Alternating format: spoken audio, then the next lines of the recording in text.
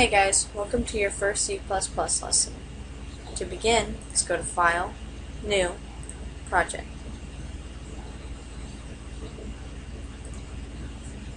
Make sure that you've actually clicked Visual C++, and we're going to be building a forms application. A console application. So put C++, Lesson 1. Hit OK. While that loads, I wanted to take a second to talk about DreamSpark again. If you haven't heard, go to www.dreamspark.com and sign up. This is held under Microsoft, and so essentially it's an initiative to get more software into the hands of students like you and I. So if you go to dreamspark.com and then click on students, you'll need to log in with your high school or college. They actually just have a list and you can choose your school. If they're not on that list, or you're in middle school or out of high school or college, then please use the Express editions of C++. Oh, okay, everything's set up. Right.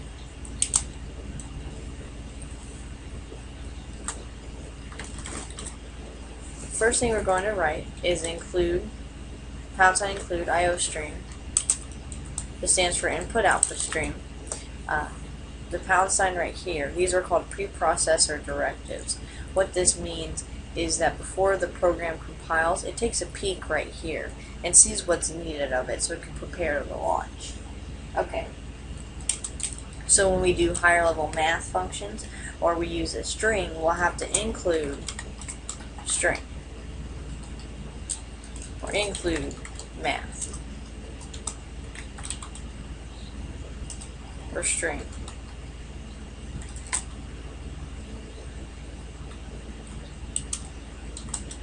See? Alright. But for now, just include IOStream. We're going to be using our regular main space. I'm going to clear our parameter box.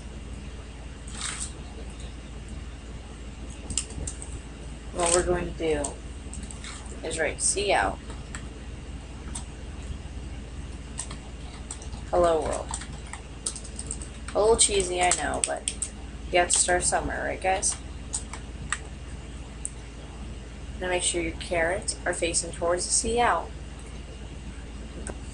Alright guys, make sure that instead of the system namespace, you're using the std namespace, and that our preprocessor directive is IOStream. Okay. Alright, because that was a mistake. We were having that was throwing that error. Alright, to explain some things before we continue on, let's think of a semicolon that,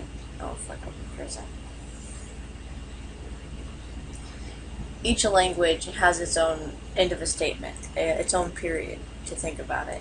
And for programming, a semicolon is the end of a statement. It's a period. It reads da da da da da. Oh, a semicolon, next line, and it reads the next line where it sees semicolon and it just ends itself.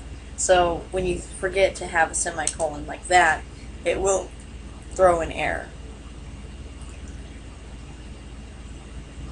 An error will show up in a second. It's because it's continued on past the statement and it's ran into this and has no idea what these two statements are supposed to mean mixed together until you come back and you put the I meant to hit now. Alright. Well, it did throw an error, so make sure that you have your semicolons where they're supposed to be. Also, if you see we have something called white space, and what that is it's just a bunch of space. It doesn't actually affect the program. It doesn't affect how this program is compiled to have a bunch of enters here or to have this tabbed over. It doesn't affect this program, so we can set up our code how we would like to make it easiest for us. So put more interlines here, put more interlines here, put a method, put whatever we want. The thing that does affect how a program runs is that C++ is case sensitive. So main, and main are three different variables, all the same word, but the computer isn't intelligent enough to recognize that M with a capital main with a capital M or main in all caps are all still the same word main, but to it, it's 3 different instances of the word main. See what I mean, guys? Alright.